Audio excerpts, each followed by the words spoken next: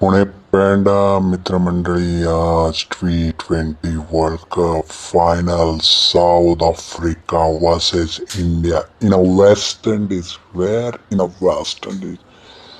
तर आज match enjoy करायची आहे. सकाळपासूनच तयारी सुरू आहे. म्हणून आज मस्त Chitale butter coffee, Chitale butter आणि best Chitale butter coffee enjoy केली मॉर्निंगमध्ये सकाळी.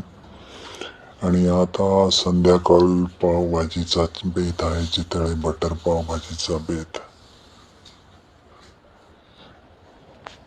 चितळे बटर,